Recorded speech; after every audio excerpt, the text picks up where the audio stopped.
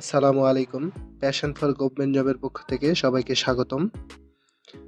বাংলাদেশ পুলিশের সার্জেন্ট পদের computer competency test পরীক্ষা চলমান রয়েছে।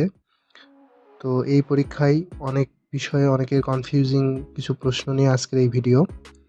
তো প্রথমে যখন ল্যাবে ঢুকবেন তখন সেখানে তারা ইনস্ট্রাকশন দিবে যে একটি নিজের রোল নাম্বারে একটি ফোল্ডার ক্রিয়েট করতে এবং ফোল্ডারের ভেতরে MS ওয়ার্ডের একটি ফাইল এবং পাওয়ার পয়েন্টের একটি ফাইল এবং এক্সেলের একটি ফাইল ক্রিয়েট করে নেবেন এবং ভেতরে ওয়ার্ড ফাইল বা পাওয়ার পয়েন্টের ভেতরে প্রতিটি পেজে আপনাকে আপনার রোল নাম্বার লিখতে হবে।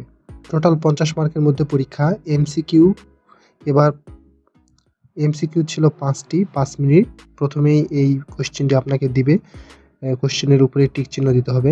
তো পরীক্ষা যেহেতু চলমান আছে তাই এই কোশ্চেন নিয়ে পরীক্ষার পরে আলোচনা করব। তো এটুকুই বলতে পারি যে ইনপুট আউটপুট ডিভাইস, তারপরে প্রাইমারি সেকেন্ডারি মেমোরি বা শর্টকাট কিগুলো এগুলো দেখে যাবেন, এগুলোই আসে। আর টাইপিং থাকে বাংলা ইংলিশ 10 20 মার্কস এবং এক্সেল থাকে 10 মার্ক, স্যালারি শিট ক্যালকুলেশন থাকে একটা, আর পাওয়ার পয়েন্ট থাকে হচ্ছে 10 মার্ক। 3টা স্লাইড থাকে। তো এই 3টা মানে টাইপিং, এক্সেল, পাওয়ার পয়েন্ট এগুলোর জন্য আপনি সময় পাবেন 40 মিনিট। তো এসআই এই সময়টা ছিল 30 মিনিট। ভাববেন না যে এখানে অনেক তাড়াতাড়ি পারবেন, এখানে লেখাটা অনেক বেশি থাকে। বাংলায় বলেন, ইংলিশ বলেন, পাওয়ার পয়েন্ট এগুলোতে অনেক লেখা থাকে, সো টাইমিং করা যায় না। 100% করতে হলে আপনাকে অনেক দ্রুত করতে হবে।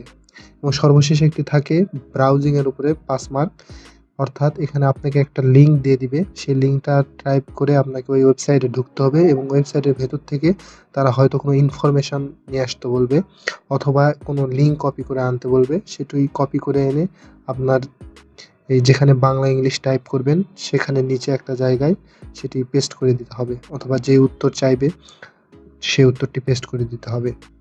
তো বাংলা টাইপিংয়ের জন্য প্রায় 80 থেকে 90টি ওয়ার্ড থাকে, যেখানে একটি ছুটির আবেদন থাকতে পারে। এখন এখানে যে বিষয়গুলো লক্ষ্য রাখবেন, এই যে ডান সাইডে তারিখের একটা ঘর থাকে, এটি অনেকে ডান দিকে নিতে পারেন না, এই বিষয়টি প্র্যাকটিস করে যাবেন। আবার বিষয় লেখার সময় বিষয়টি আপনার বোল্ড অক্ষরে থাকতে পারে অথবা আন্ডারলাইন ছিল, অনেকে আন্ডারলাইন দেয়নি বা বোল্ড করেনি, এই বিষয়গুলো কিন্তু খুবই সেন্সিটিভ। তারপরে বাংলাতে তেমন কোনো এক্সট্রা কিছু থাকে না, শুধু টাইপিং করতে হয়। এখানে 3 থেকে 4 লাইন অথবা লিখতে দিবে, আপনি কোশ্চেনে দেওয়া ইনস্ট্রাকশন দেওয়ার মতো অর্থাৎ কোশ্চেনের মতো হুবহু এখানে তুলতে হবে। তো এটা সবার শেষে করবেন, যেহেতু সময় কভার করা যায় না। ইংলিশে বেশ কয়েকটি জিনিস আপনাকে পরীক্ষা করতে দিবে। এটা যেমন প্রথমে একটি হেডিং দিবে, হেডিংটি সবগুলো অক্ষর থেকে বড় হবে, বোল্ড হবে। যেমন এখানে বাংলাদেশ কম্পিউটার কাউন্সিল একটা হেডিং আছে, এই টাইপের একটি হেডিং হবে। তারপর নিচে ছোট করে 2 লাইন সেন্টার অ্যালাইনমেন্টে থাকবে, অর্থাৎ পেজের মাঝখানে থাকতে পারে। তারপরে কিছু ইনফরমেশান দিয়ে 2-3 লাইন লিখতে দিবে ইংলিশ। লেখার পরে দেখুন এখানে বুলেট আইটেম ইউজ করছে, বুলেটের মাধ্যমে 4-5টা টপিক লিখতে দিবে এবং এই বুলেটের মাঝখানে যে টপিকগুলো থাকবে সেগুলোতে আন্ডারলাইন থাকতে পারে, ইতালিক থাকবে। সো এই বিষয়গুলো খুবই সেন্সিটিভ, এগুলোর জন্য আপনি মার্ক পাবেন। সো এগুলো দেখতে হবে। তারপরে লাস্টে আরও কিছু লেখা থাকতে পারে। তারপরে সবার শেষে দেখুন পেজের ডান দিকে কিন্তু নাম ঠিকানা শেষে থাকবে। ওই ডান দিকে অনেকে নিয়ে যায় না বা নিয়ে যেতে পারে না, এই বিষয়টা আগে থেকেই খেয়াল রাখবেন। আর বাংলা লেখার ক্ষেত্রে আরেকটি বিষয়, অভ্র এবং বিজয় দুটি থাকে, 2-1টি কম্পিউটারে মিসিং থাকতে পারে। অভ্র যারা ইউজ করবেন লিখবেন বা নিকষ ফন্ট ইউজ করবেন। আর অভ্রতে কিন্তু লেআউট ভিউয়ারটা বন্ধ থাকে এবং অভ্রতে আপনারা যখন লেখেন তখন কিন্তু সাজেশন আসে 3-4টা শব্দ লেখা শুরু করলে, কিন্তু এই সাজেশনটা আর আসে না এখানে। অতএব আপনাকে আগে থেকে সবকিছু জেনে আসতে হবে, রিকার ওকার সবকিছু ভালোভাবে দেখে আসতে হবে, এখানে আপনি ইনস্ট্রাকশন পাবেন না।